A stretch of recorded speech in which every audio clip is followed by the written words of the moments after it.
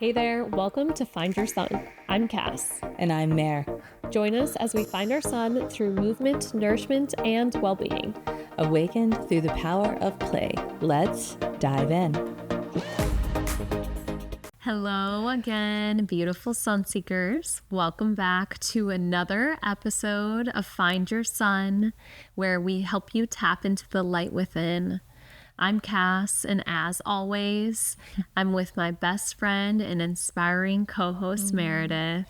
Hey everyone, I'm feeling really good this morning. Woke up early, got my workout in, and I think I'm on day 9 right now of getting this workout in, and it's just like the best way to start my day.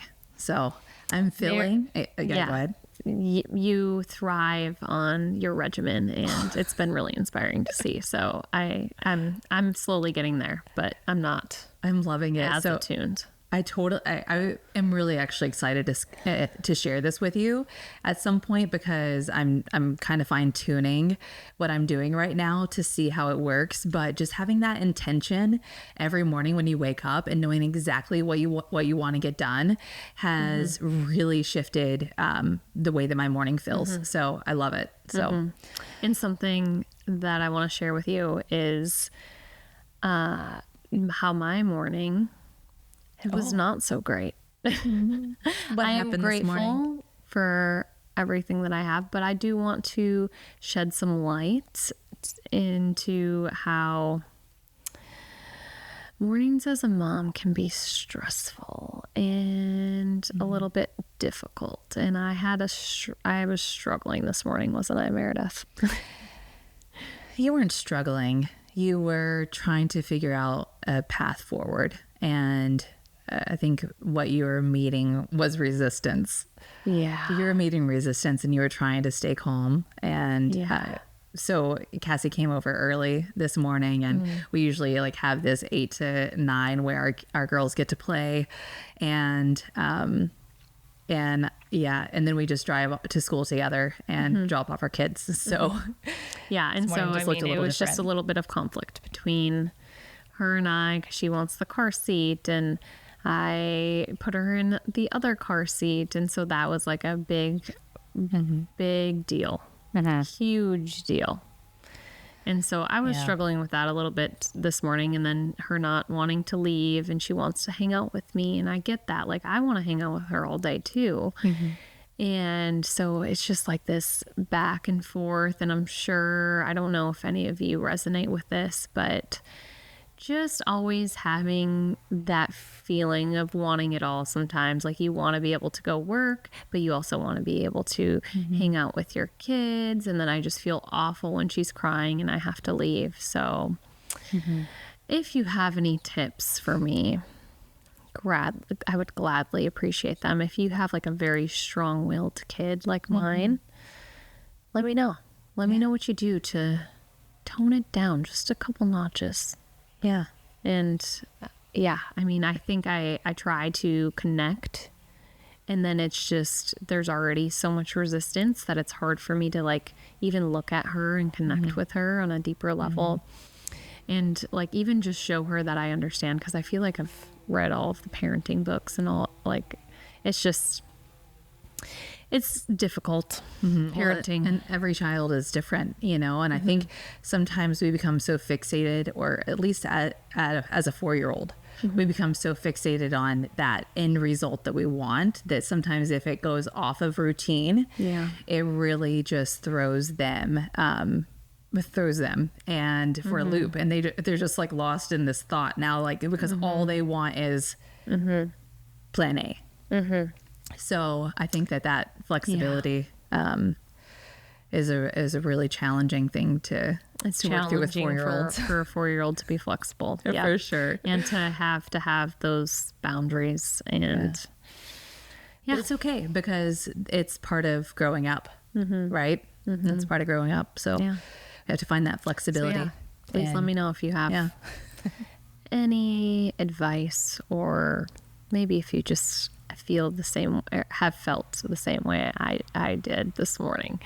Let me know. It totally helps when we know that we're not in this alone. Yeah. Right? Yeah, it does. This topic is one I'm really excited about. It's such a foundational piece to finding joy, resilience, and even a deeper connection with the people in our lives.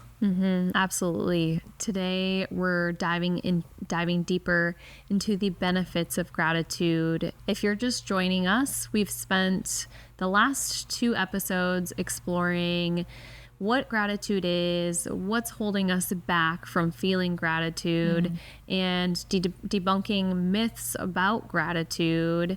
So if you missed those, definitely be sure to catch up.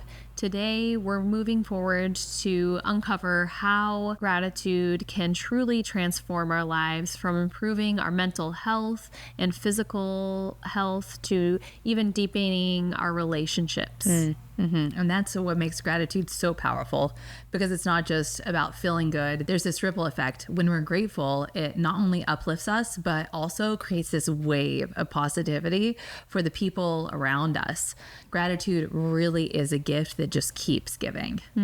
Exactly. And let's start with some of the science. So Meredith and I have been doing a lot of research on gratitude recently, and studies show that gratitude has lasting positive impacts on both our mental and our physical well-being.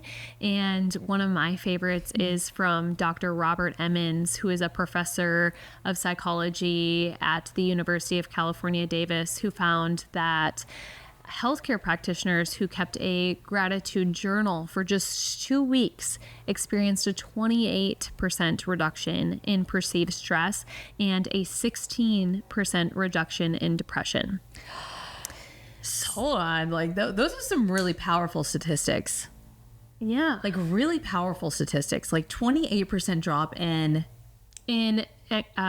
anxiety. In anxiety. Or perceived stress, sorry. Perceived stress. Okay, Yep. So your cortisol level is decreased just by practicing gratitude. And then a 16% reduction in depression. wow. Okay, that's really amazing. I mean, imagine what would happen if we all made gratitude a daily habit. It's like giving ourselves a resilience booster. You know, life throws all kinds of challenges at us, but gratitude can help make those challenges feel more manageable. It strengthens our inner resilience.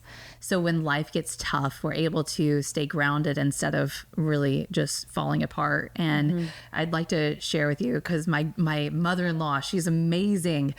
She's such a wonderful woman. And she gave me this gratitude journal back in 2020. And you're going to see, if you're catching us on YouTube, that I'm only a little ways into this, so I need to get better at practicing. But I pulled this journal back out when Cassie and I started working on gratitude, and I thought, oh, this would be just a really powerful way to just practice what I'm talking about right now. So this morning, Melody Beatty says, gratitude turns what we have into enough. And so I was reminded of the 2 most powerful words in the English dictionary, I am. And I am is such a powerful phrase, because anything that comes after it, you become. So I wrote, I am enough. I am powerful. I am a creator. I am grateful for all the life around me. I am. So yeah, just try it. It's worth a try, you know?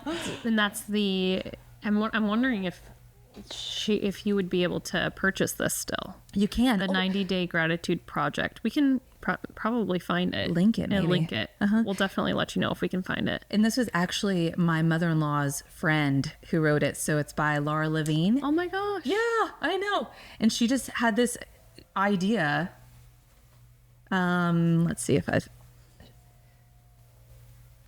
And it just has little gratitude quotes, it looks like. And it starts off, this book is a gift. It may not be purchased for oneself. It is yours because someone cares so much about you that they gave it to you, knowing that your life would become much sweeter from the gift of it. We warmly invite you to join us, to join this gratitude growing movement by doing the same for someone you care about. To gift the 90-day gratitude project, visit lauralevine.com. Okay, hold up. Can I? We didn't know this little nugget was here, did we? No.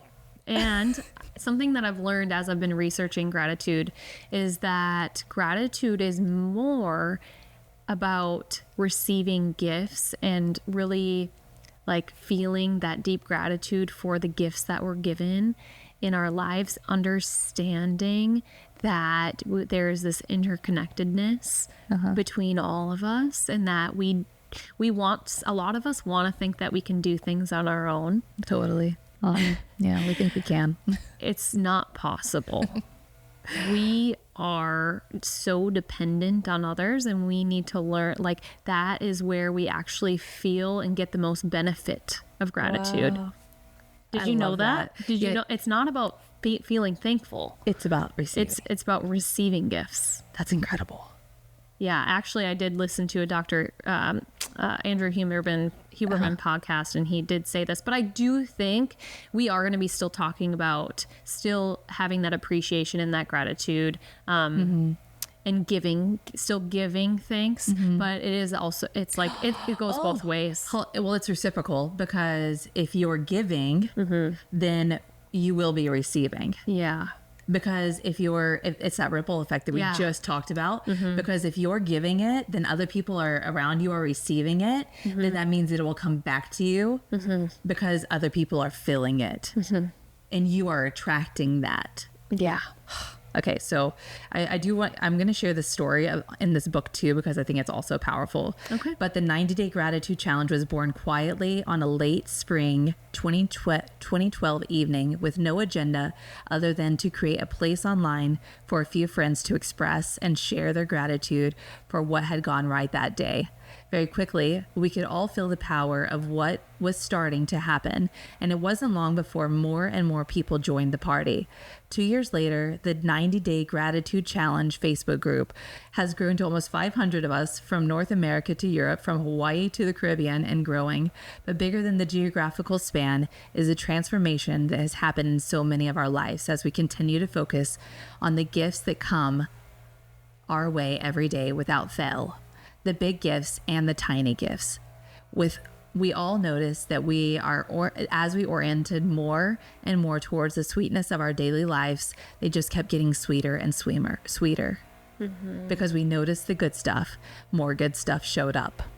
Yep. And I think that's beautiful, and that's something that we have hit home, I think, in almost every episode, that our brain is wired for negativity, but when we feed it more joy and more positivity, it gets easier and easier. So it does. Yeah. It's a muscle. It's not just mental resilience, though. Gratitude affects our physical health, our mental health. Another study showed that practicing gratitude can lower our stress hormone by 23%, and even reduce dietary fat intake by up to 25%. So isn't that kind of crazy? Like, a simple action can actually physically change your body. It's incredible. That's what it is. I mean, and once you tap into the power of gratitude and you start making these small changes, and to know that this is statistically significant enough that you can deduce that 23% will even reduce your dietary fat intake to up to 25%. Sorry, I didn't say all of that right.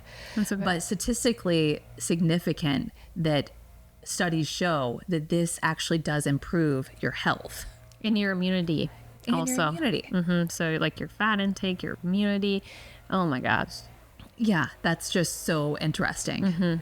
We also found a study within the literature that says gratitude has been shown to improve sleep quality in patients with chronic pain, boosting their sleep by around 10%. So it's more than just a feel-good practice. Gratitude physically heals us and helps us thrive. And I mean, just knowing those things alone just really makes me want to take inventory of my own life and make sure that, okay, am I practicing this in a way that will help me have longevity? Because cortisol really does affect the way that we feel, and it tightens and constricts our entire body, making us feel like we are in this fight or flight moment, and we need to figure out a way through that.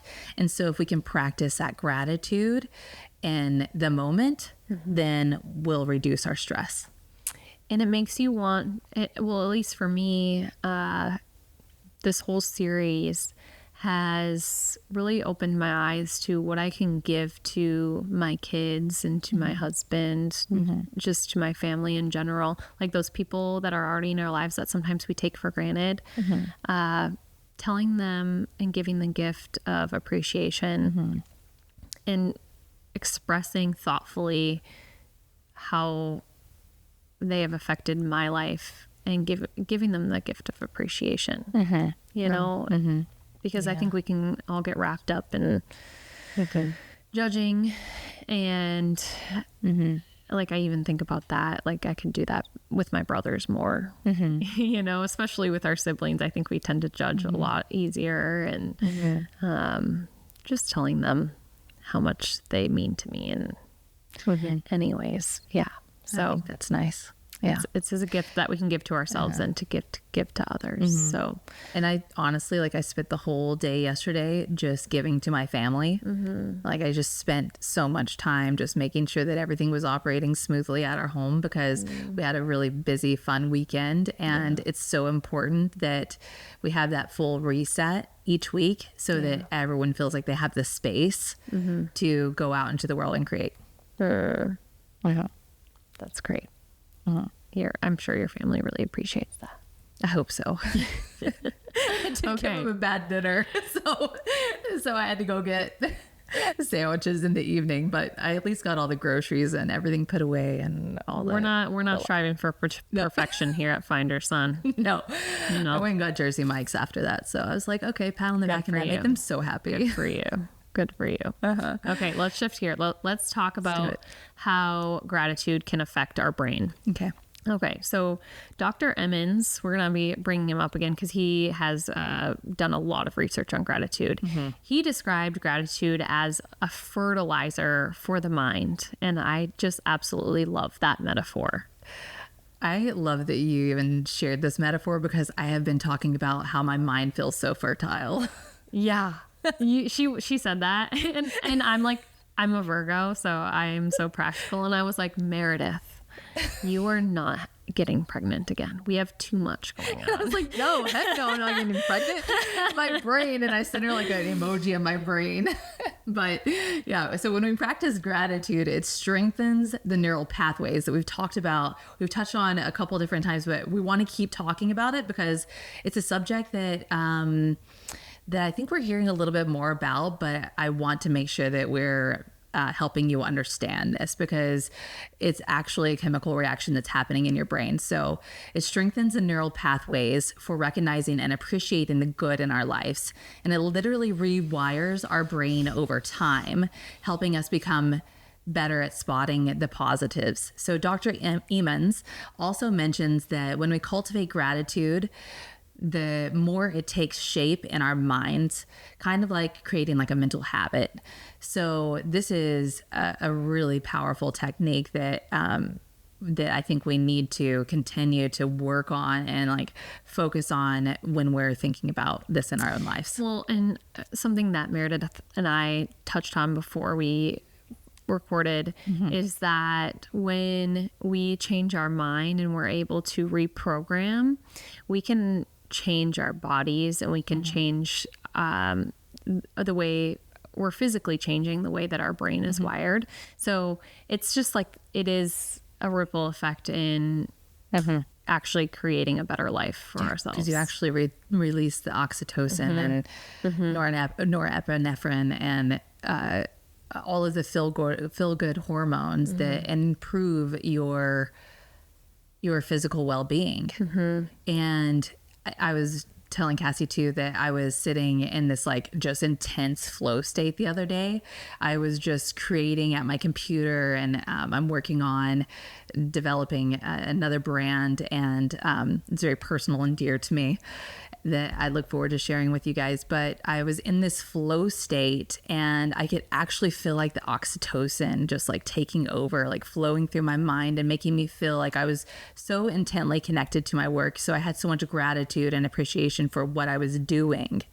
And then I noticed, like, if I get in a high stress state, like I can actually feel what cortisol feels like when it's being released into my system. It's like this constricting feeling that makes me feel tight, and like I can't, like my neural networking doesn't expand very far. It's just kind of short. And like, it's such a weird or interesting feeling because we're more in that fight or flight. Yeah.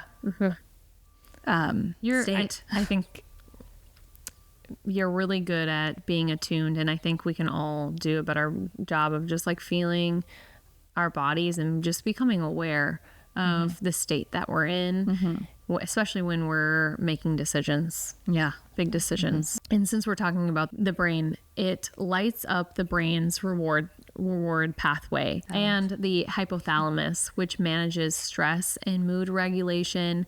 Emmons even suggests focusing on unexpected, surprising moments of gratitude, and that can activate a part of the brain that enhances memory and learning. So and I think we've gone over this, like it is not just a feel-good practice. It is a cognitive workout. And that's such a great insight. I have a fun challenge for you.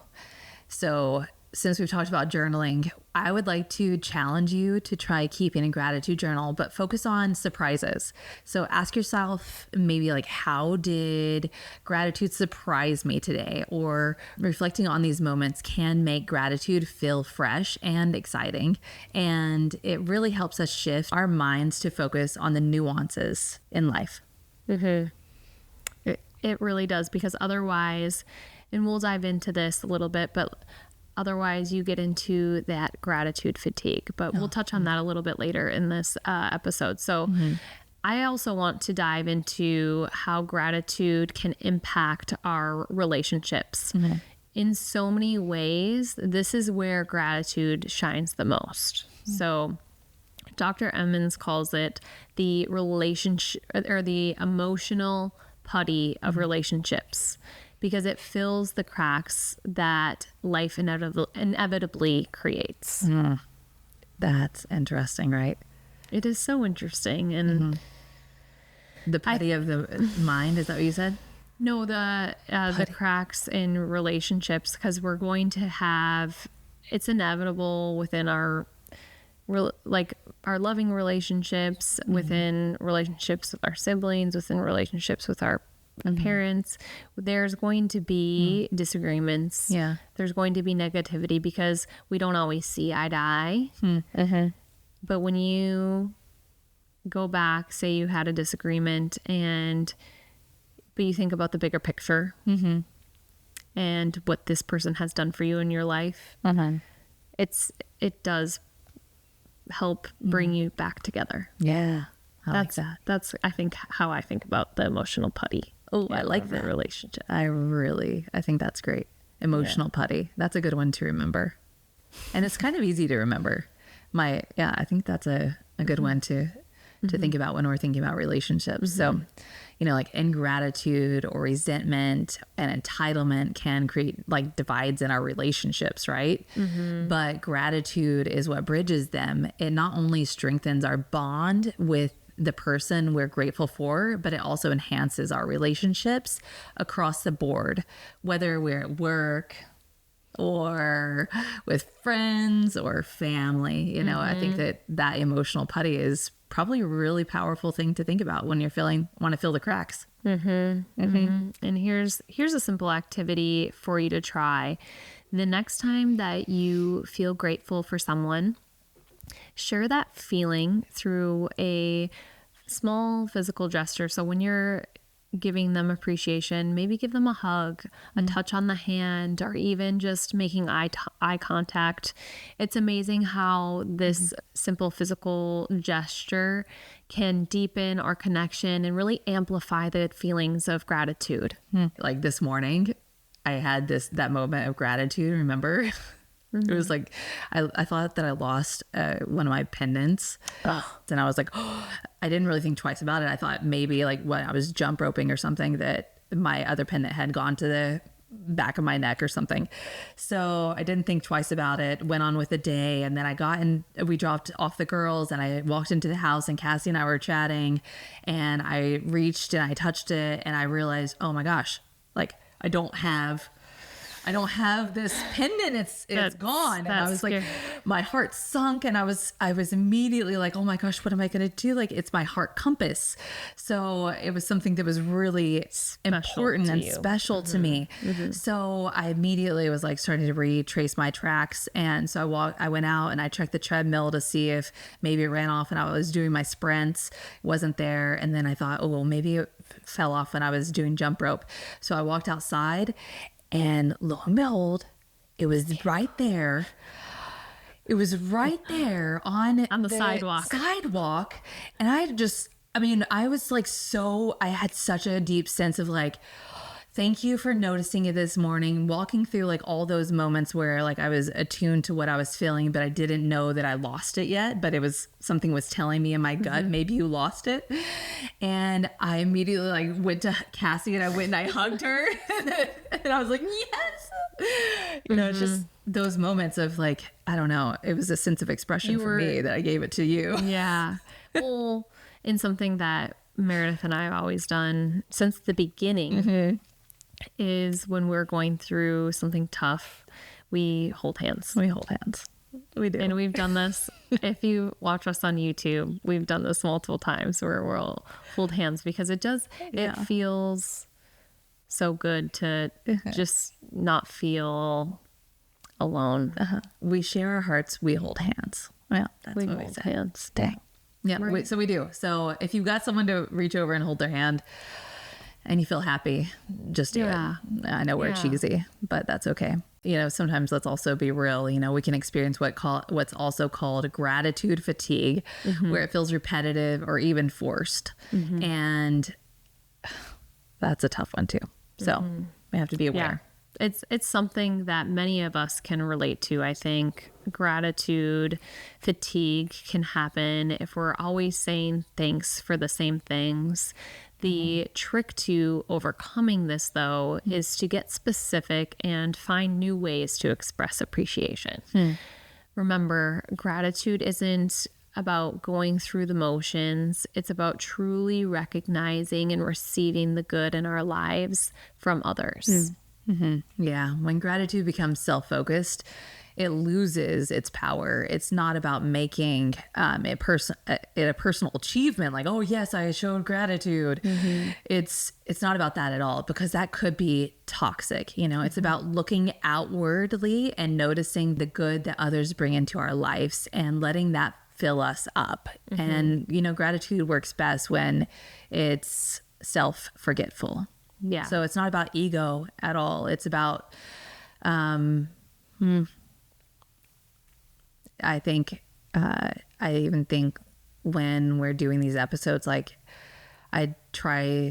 my goal is to remove ego from this, because it's not about me. It's about it's about us. And I think, and I hope that you feel that sense of gratitude or forgetfulness. Like it's not self-indulgent. I hope. Yeah, it's not. Yeah. But I think when we talk about the benefits of gratitude, we're not telling you this so that